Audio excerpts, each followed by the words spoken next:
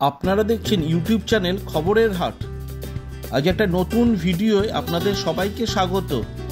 আপনারা সবাই জানেন প্রয়াগরাজে চলছে এই মুহূর্তে মহাকুম্ভ। সেই মহাকুম্ভে যোগ দেওয়ার জন্য আমিও রওনা দিয়েছিলাম বাড়ি থেকে। আজকের ভিডিওতে আপনাদের সেই গল্পটাই বলবো। আশা করি গল্পটা আপনাদের ভালো লাগবে। আমার সেই কুম্ভযাত্রার কিছু সংক্ষিপ্ত বিবরণী আজকে এই ভিডিওতে দেব। আসুন দেখে নেওয়া যাক মহাপ্রয়াগরাজের মহাকুম্ভ মেলার সেই ভ্রমণ।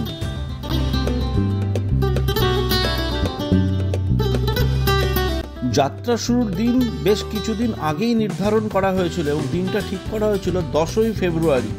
প্রস্তুতিও চলছিল ভিতরে ভিতরে, অপেক্ষা ছিল কবে আসবে সেই 10ই ফেব্রুয়ারি। বলার তোর অপেক্ষা রাখে না, সময়ও খুব দ্রুত গতিতেই পেরিয়ে যায়। অবশেষে হাজির হলো সেই 10ই ফেব্রুয়ারি, যেদিন আমাদের বেরোনোর কথা। অন্য দিনের তুলনায় আজকের দিনটা একটু তাড়াতাড়ি সকাল হয়েছিল। মোবাইলের অ্যালার্ম বাজার সাথে সাথে উঠে প্রস্তুতিও শুরু হয়ে গেল। সকাল সকাল বেরোতে হবে, কারণ অনেকটা পথ যেতে হবে, সেই জন্য তাড়াতাড়ি বেরোনোর একটা প্রস্তুতি চলছিল। কিন্তু সময় মতন বেরোনো গেল না, কারণ গাড়ি ঠিক মতন সময় আসেনি।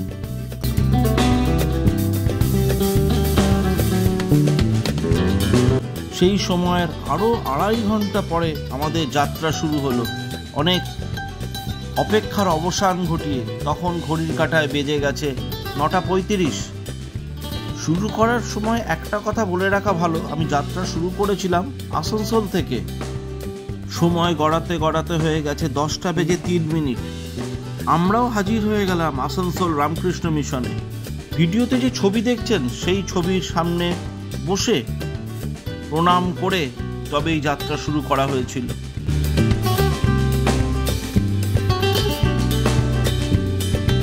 শুরু হলো পথ চলা। গন্তব্য এলাহাবাদের প্রয়াগরাজ। ঘড়ির কাঁটাতে তখন 11:20। গাড়িও ছুটে চলেছে তার দুরন্ত গতিতে। আমাদের গাড়ি তখন ছুটে চলেছে। আশেপাশ দিয়ে অন্যান্য গাড়িও তখন সাঁই সাঁই করে পেরিয়ে যাচ্ছিল। সাদা, কালো, লাল বিভিন্ন রকমের গাড়ি রাস্তার পাশ দিয়ে দিয়ে অনবরত গতিতে ছুটে চলেছিল। আমাদের গাড়ি থেকে নেওয়া সেরকম একটি মুহূর্তের ছবি আপনারা দেখতে পাচ্ছেন।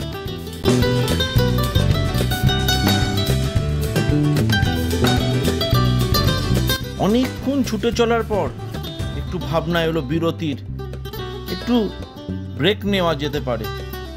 সাদা রঙের স্করপিও গাড়িটাকে তখন দাঁড় করিয়ে দেওয়া হলো একটি হোটেলের সামনে। তার স্ক্রিনের উপরে লাগানো আছে স্টিকার, তাতে লেখা 2025 প্রয়াগরাজ, রাম মন্দির এবং বারাণসী লেখা স্টিকার। সময় দেখলাম তখন 4:21।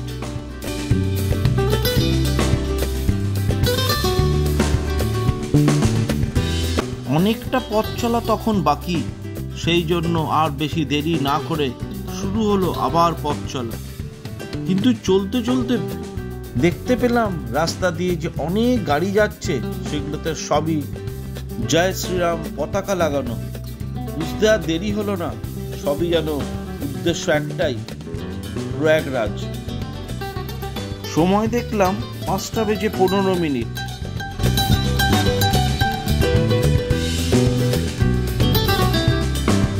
দিনের আলো অনেকটাই কমে আসছে, আস্তে আস্তে অন্ধকার হচ্ছে চারিদিক। গাড়ির ভিতর থেকে যখন দেখলাম চারিদিক, তখন হেডলাইট গিয়ে পড়েছে রাস্তার উপরে। সময়ও একটু এগিয়েছে, তখন 6টা।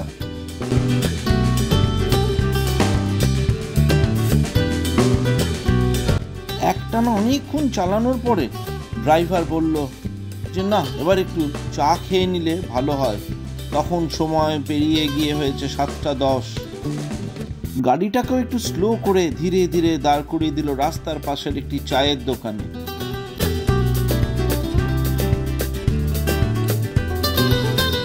দোকানের সামনে একটি চেয়ারে বসেই গাড়িটার ছবি তুললাম। সামনে লাগানো আছে গেরুয়া রঙের জয় শ্রীরাম লেখা পতাকা। এখন আমরা তাহলে কোন জায়গায় জিজ্ঞাসা করাতেই একজন বলে উঠল, বিহার।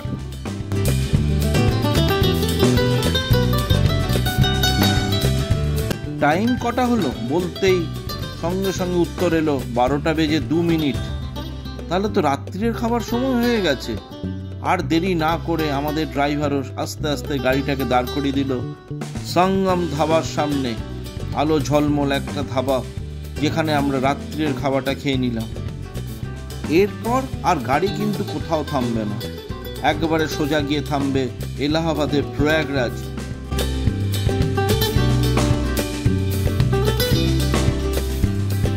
শুরু হলো গাড়ির দুরন্ত গতিতে ছুটে চলা, আর তার সাথে পথ পথ করে উঠছিল সামনে লাগানো পতাকাটা। কিছুক্ষণ পরেই সমস্ত দিক যেন পাল্টে গেল, আলো ঝলমলে চারিদিক, একদম সম্পূর্ণ অন্য একটা পরিবেশ। সময় তখন পরের দিন হয়ে গেছে 1:04।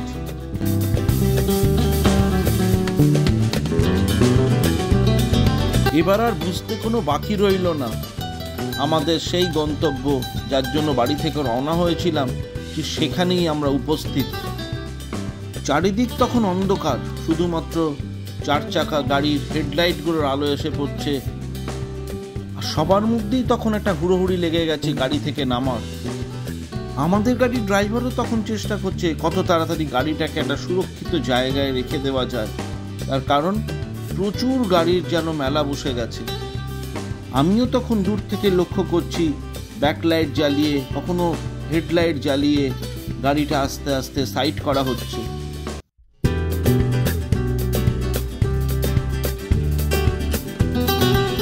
কিছুক্ষণ এরকম আগে পিছনে করতে করতে তারপরে লক্ষ্য করলাম কোন সময় যে গাড়িটা চলে গেছে ওই দূরের ওই পার্কিংয়ে।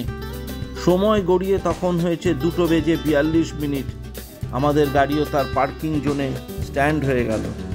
এরই মধ্যে কিছু অটোওয়ালা এসে সবাইকে ঘিরে ধরলো, কারণ না এখান থেকে অটো না নিলে কিছুতেই পৌঁছানো যাবে না নাগেশ্বর ঘাটে। ভাড়া কত জিজ্ঞাসা করাতেই একজন উত্তর দিল, সওয়ারি পিছু 100 টাকা। তর আর সইছে না, সেই সময় উঠে বসা হলো তাড়াতাড়ি করে অটোতে। গন্তব্য এখন নাগেশ্বর ঘাট।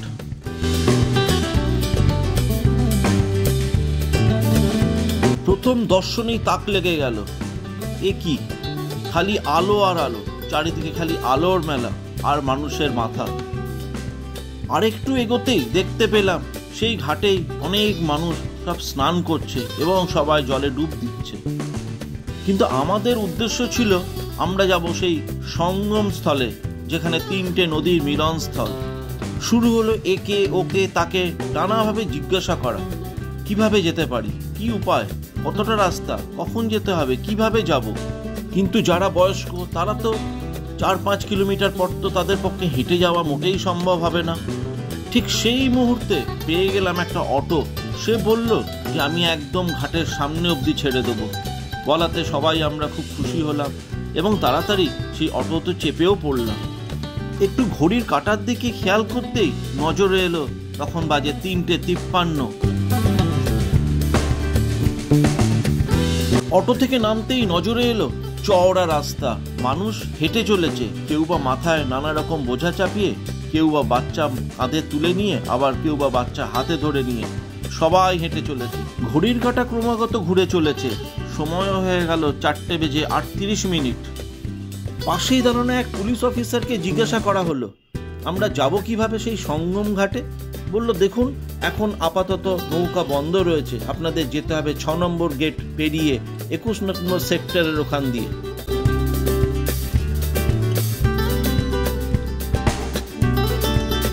দূরে তখন দেখতে পাচ্ছি সাদা রঙের সারি সারি দেওয়া বড় বড় বাতি স্তম্ভ। একটু এগোতেই একেবারেই অবাক হয়ে গেলাম, 6 নম্বর গেটের ওখানে তো প্রচুর থেকে মানুষের ভিড়। চলতে যেন হচ্ছে না, মানুষ যেন ঠেলে ঠেলে একে অপরকে পার করে দিচ্ছে।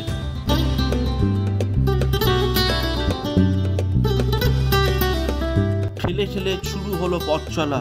এই পথও কম নয়, অনেকটা রাস্তা, সরু রাস্তার মধ্যে দিয়ে অস্থায়ী বানানো একটা সরু সেতুর উপর দিয়ে পথ চলা শুরু হয়ে গেল। শুধু হাঁটা আর হাঁটা, হাঁটার আর শেষ নেই। অবশেষে হাঁটতে হাঁটতে অনেকটা পথ পেরিয়ে আমরা উপস্থিত হলাম সঙ্গম ঘাটে। অবাক চোখে দেখতে থাকলাম সূর্যোদয়। ক্যামেরাবন্দি করে ফেললাম সেই মুহূর্তটাকে। সময় হয়ে গেছে 7:19।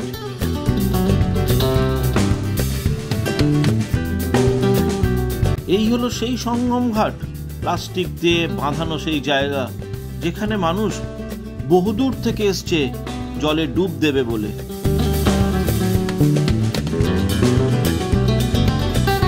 আমরাও স্নান করার জন্য প্রস্তুত হতে থাকলাম।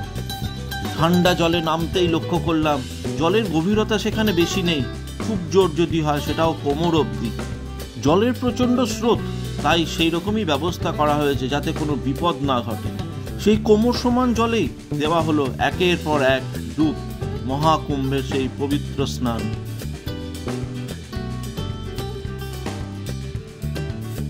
স্নান করে উঠতে উঠতেই লক্ষ্য করলাম পরিযায়ী পাখিদের যেন মেলা বসে গেছে। জলের মধ্যে তারা তাড়াহুড়ো করে এসে বসছে, খাবার সংগ্রহ করছে, আবার কিছুক্ষণ পরে তারা উড়ে যাচ্ছে। জায়গা জুড়ে খালি পাখি আর পাখি, পাখিতে সাদা হয়ে গেছে চারিদিক।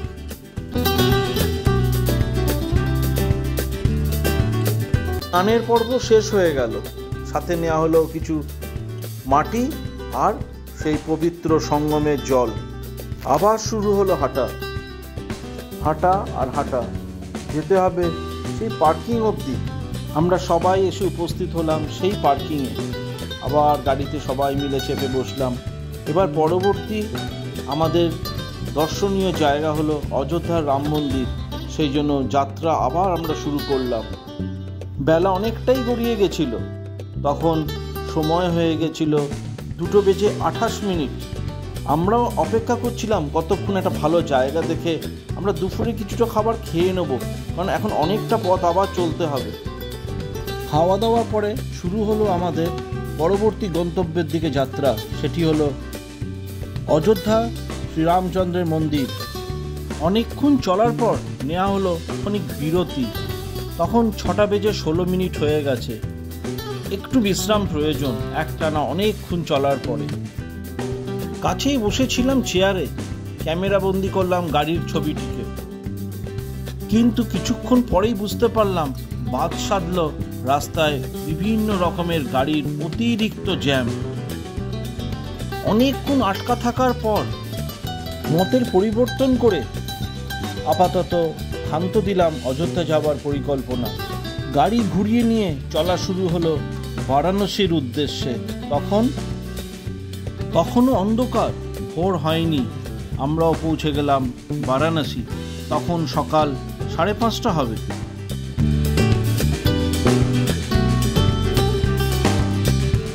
গাড়িকে পার্কিংয়ে রেখে আমরা টোটো করে পৌঁছলাম কাশী বিশ্বনাথ দর্শনে।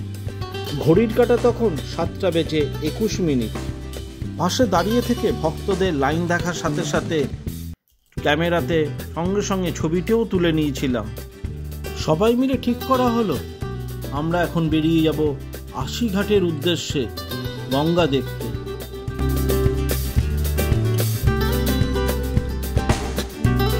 আশিঘাটের কাছে আসতেই চোখে পড়ল মন মুগ্ধ করার মতন দৃশ্য। তখন হয়ে গেছে ঘড়িতে 9:28।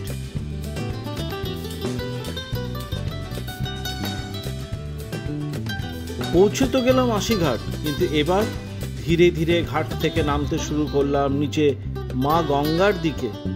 যত নিচে নামতে থাকা হলো তত যেন মানুষের মাথা আর মানুষের ভিড় যেন নজরে এলো।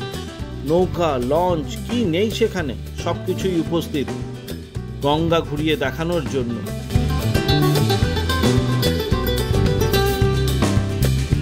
একদম নিচে নেমে যখন চারিদিক চোখ বোলাচ্ছি সেই সময় দেখতে পেলাম একটার পর একটা ঘাট বাঁধানো, সব পরিষ্কার পরিচ্ছন্ন ঘাট। কেউ বা স্নান করছে, কেউ বা পুজো অর্চনা করছে, কেউ বা কিছুটা জল তুলে নিচ্ছে। নানা মানুষের নানা রকম কর্মকাণ্ড।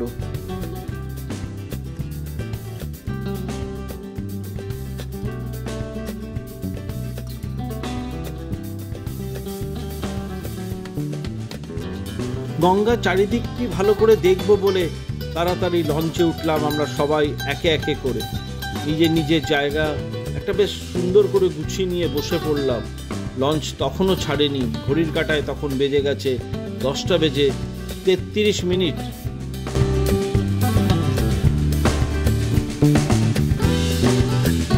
কোন সময় যে চলতে শুরু করেছে, আস্তে আস্তে করে নিজেকে মুখটা ঘুরিয়ে গঙ্গার একটা ধার থেকে চলতে শুরু করেছে, তা টেরই পায়নি।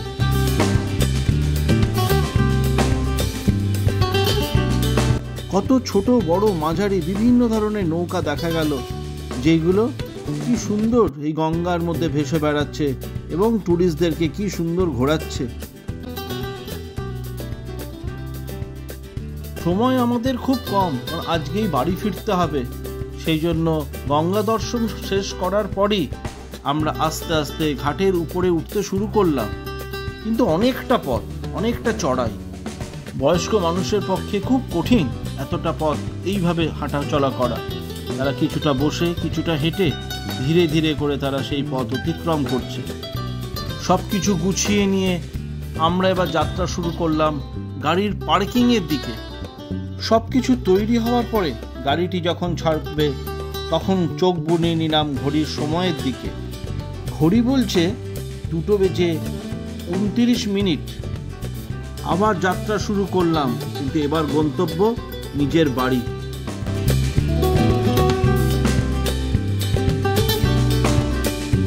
সকাল থেকে সেভাবে খাওয়া হয়নি, খিদে পেয়ে গেছে প্রচণ্ড। তাই খোঁজা হচ্ছে একটা ভালো হোটেল যেখানে দুপুরের খাওয়াটা সেরে নেওয়া যেতে পারে। কিন্তু পছন্দসই হোটেল না পাওয়ায় একটা দুটো বেশ কয়েকটিকে পার করে তারপর আমাদের ড্রাইভার আস্তে আস্তে গাড়িটিকে দাঁড় করিয়ে দিল একটা হোটেলের সামনে।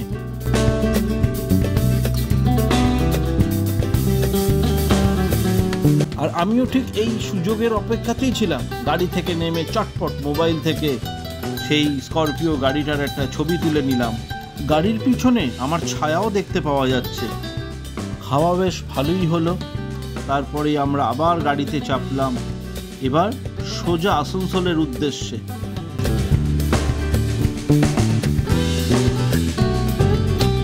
রাত যখন 12:17 আমাদের ড্রাইভার তখন গাড়িটা দেখলাম হঠাৎ করে ধীরে করে দিল খালসা হোটেলের সামনে, ধানবাদে। সেই ছেলেটি যথেষ্ট ক্লান্ত, একটানা 3 দিন এইভাবে গাড়ি চালানো, এবং অবশেষে কিছুটা খিদেও তার পেয়ে গেছে। সেই জন্যই নিতে হবে একটু বিশ্রাম, আর তার সাথে রাত্রিরের ডিনার তো অবশ্যই। ডিনারের মধ্যে নেওয়া হলো তন্দুরি রুটি এবং তরকা, এবং তার সাথে রইল কিছুটা স্যালাড। এটাই ছিল আমাদের জন্য শেষ বারের মতন থামা। তার কারণ এখান থেকে আসানসোলের দূরত্ব মাত্র 50 কিলোমিটার, পৌঁছতে সময় লাগে খুব জোর 45 থেকে 1 ঘন্টা। সেই জন্য এবার সরাসরি বাড়ি।